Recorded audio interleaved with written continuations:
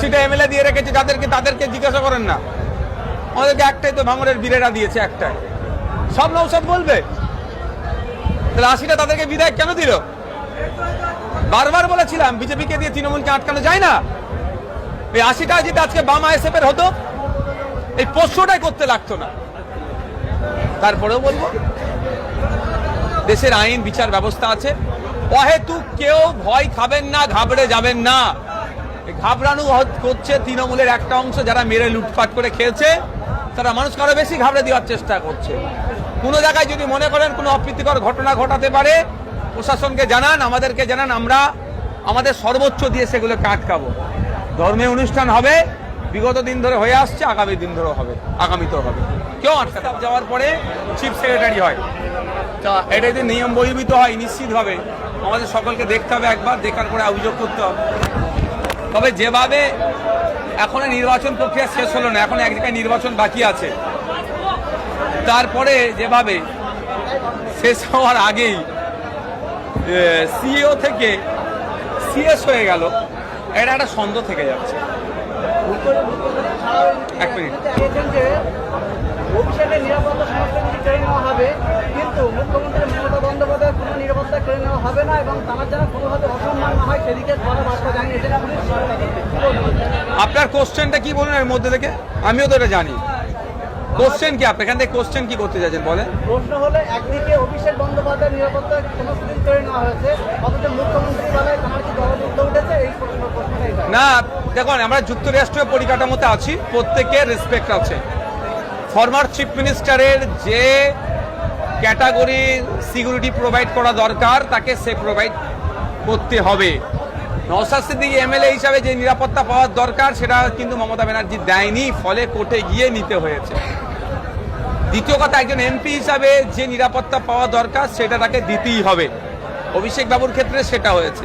এবার পুরাতন একটা রাগ আছে, আমি আপনি সবাই জানেন, এটা ওপেন সিক্রেট, যে অভিষেক বাবুর সাথে শুভেন্দু অধিকারী একটা পুরাতন আঁচকি আছে। এই সুযোগ তিনি পেয়েছেন, কাজে লাগাচ্ছে। এটাও অভিযোগ ছিল শুভেন্দু বাবুকে নাকি দীর্ঘক্ষণ কলকাতাতে সিগন্যালে দান করিয়ে রেখে দিত, তখন ওরা সুযোগ পেত।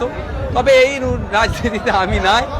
আমি এতটুকু শুধু বলতে চাই যে সংবিধান প্রদত্ত যে অধিকারগুলো আছে সুনিশ্চিত করা, অভিষেক বাবু মমতা ব্যানার্জি নয়, পশ্চিমবাংলার প্রতিটা নাগরিক যাতে নিরাপদে থাকে, সেটা দেখার দায়িত্ব বর্তমান মুখ্যমন্ত্রী শুভেন্দু অধিকারী মহাশয়ের। সুতরাং কার নিরাপত্তা কমলো, কার নিরাপত্তা সেম থাকলো, কার নিরাপত্তা বাড়লো, তা বিবেচ্য নয়। বিবেচনার মধ্যে থাকবে প্রত্যেকটা নাগরিক যেন নিরাপদে থাকে। বলছি, ক্যানিংপুরের মাটিতে যে আইএসএফ টানা 15 বছর ধরে তাদের ফ্ল্যাগ মারতে যথেষ্টভাবে ব্যর্থ হয়েছে, সেখানে দাঁড়িয়ে বিজেপি ক্ষমতা এসে আবার একই গল্প, যে ক্যানিংপুরের মাটিতে বিজেপির দলীয় পতাকা ছাড়া অন্য কোনো দলীয় পতাকা না যেন সেখানে প্রতিষ্ঠিত হয়। কি বলবেন? সবার প্রশ্নের উত্তর দিতে হবে। এখন নেতা সাজছে তো নাম কামাতে হবে, এই জন্য একটা দুটো কথা বলতে হবে, ভাইরাল হতে হবে, বড় নেতা হওয়ার শখ দেখেছে। এতটুকু শুধু বলতে চাই, আইনের ঊর্ধ্বে কেউ নয়, সে বিজেপি হোক আর তৃণমূল হোক আর যে কেউ হোক। পশ্চিমবাংলার বিভিন্ন জায়গায় আইএসএফ এর পতাকা আস্তে আস্তে উঠতে শুরু করেছে, আগামী দিনে উঠবে। কি কারণে হয়েছে ভাই? ইভিএম নিয়ে এটা যেটা শোনা যাচ্ছে, ইভিএম নিয়ে বিতর্কিত মন্তব্য করার জন্য নাকি গ্রেফতার করেছে। আবার শুনছি তার বাড়িতে নাকি 24 রাউন্ড কার্তুজ পাওয়া গেছে। এটাও শুনছি তার নাকি ওটা সিকিউরিটি ছিল, সেই সিকিউরিটির কার্তুজ। এখন প্রতিহিংসা পরায়ণভাবে যদি কাকে গ্রেফতার করা হয়, আমি এর চরম বিরোধী করব। কারণ মানুষের মতামতের স্বাধীনতা আছে। ইভিএম নিয়ে যদি কেউ বলে, কারো যদি রাগ হয়, সেজন্য অন্যায়ভাবে তাকে ফাঁসিয়ে যদি গ্রেফতার করে, আমি তার বিরুদ্ধে। এবার এটা এবার বিচার হবে। ওই রাউন্ড কার্তুজ কাজ ছিল না ছিল, কি ছিল, সময় কথা বলবে।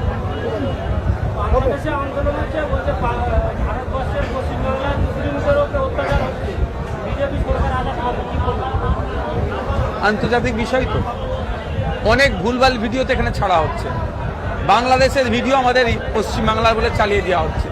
আমি আপনাদের মাধ্যমে সাধারণ মানুষকে বলবো, এগুলো সতর্ক থাকবে। বাংলাদেশের অত্যাচার দেখিয়ে পশ্চিমবাংলায় বিজেপি ফায়দা লুটল।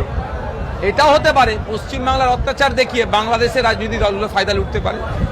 দেশের অভ্যন্তরীণ ব্যাপার আমরা বুঝবো, বাংলাদেশের অভ্যন্তরীণ ব্যাপার তারা বুঝবে। তবে বৃহত্তর স্বার্থে বাঙালি আমরা, সে স্বার্থে আমরা ভালো খারাপের পরামর্শ দিতে পারবো। অনুরোধ এতটুকুই, কারো কথায় উত্তেজিত হবেন না, law and order situation create হোক, কাজ করবেন না। যদি মনে হয় এখানে বিশৃঙ্খলা কে করতে চাইছে, লোকাল থানায় কমপ্লেন করে আমাদেরকে জানান, আমরা যাতে প্রশাসন ব্যবস্থা গ্রহণ করে সর্বোচ্চ চেষ্টা করবে। অনুরোধ করছি, ফেক ভিডিও সার্কুলেট করবেন না। বিজেপি সরকার আসার পরে অনেকে আতঙ্কিত আছে, বলা হচ্ছে যে রাস্তায় নামাজ পড়বেন না। কাজটাই তো আতঙ্কে রাখা। আজকে সরকার সাহেবরা ভাঙড় সহ ক্যানিং এর মানুষকে আতঙ্কে রেখেছিল। মানুষ কি অকম আছে? এদের কাজটা হচ্ছে আতঙ্কে রাখা। যে কে কি বলছে পাত্তা দেওয়ার দরকার নেই, এতটুকু মনে রাখবেন সংবিধান আছে, আর্টিকেল বলছে, সংবিধানের আর্টিকেলে উল্লেখ আছে আপনি আপনার ধর্ম পালন করতে পারবেন, ধর্মকে পালাতে পারবেন, ধর্ম প্রচার করতে পারবেন, ধর্মের প্রসার করতে পারবেন, কারো কথাই পাত্তা দেওয়ার দরকার নেই। আতঙ্কিত তারা বেশি হচ্ছে যারা মেরে লুটে খেয়ে রেখে দিয়েছে। আরেকটা বিষয় ভাইজান, সামনে যেহেতু কুরবানি ঈদ, সেক্ষেত্রে মানুষজন কি বলবো আমি, 80টা এমএলএ দিয়ে রেখেছে যাদেরকে, তাদেরকে জিজ্ঞাসা করেন না। আমাদেরকে একটাই তো ভাঙড়ের বীরেরা দিয়েছে, একটাই। সব নৌসব বলবে তাহলে 80টা তাদেরকে বিদায় কেন দিল? বারবার বলেছিলাম বিজেপিকে দিয়ে তৃণমূলকে আটকানো যায় না। এই 80টা যদি আজকে বাম আইএসএফ এর হতো, এই প্রশ্নটাই করতে লাগতো না। তারপরেও বলবো, দেশের আইন বিচার ব্যবস্থা আছে, অহেতুক কেউ ভয় খাবেন না, ঘাবড়ে যাবেন না। ঘাবড়ানো করছে তৃণমূলের একটা অংশ, যারা মেরে লুটপাট করে খেয়েছে, তারা মানুষকে আরো বেশি ঘাবড়ে দেওয়ার চেষ্টা করছে। কোনো জায়গায় যদি মনে করেন কোনো অপ্রীতিকর ঘটনা ঘটাতে পারে, প্রশাসনকে জানান, আমাদেরকে জানান, আমরা আমাদের সর্বোচ্চ দিয়ে সেগুলোকে আটকাবো। ধর্মীয় অনুষ্ঠান হবে, বিগত দিন ধরে হয়ে আসছে, আগামী দিন ধরেও হবে, আগামীতেও হবে, কেউ আটকাতে পারবে না। Thank you.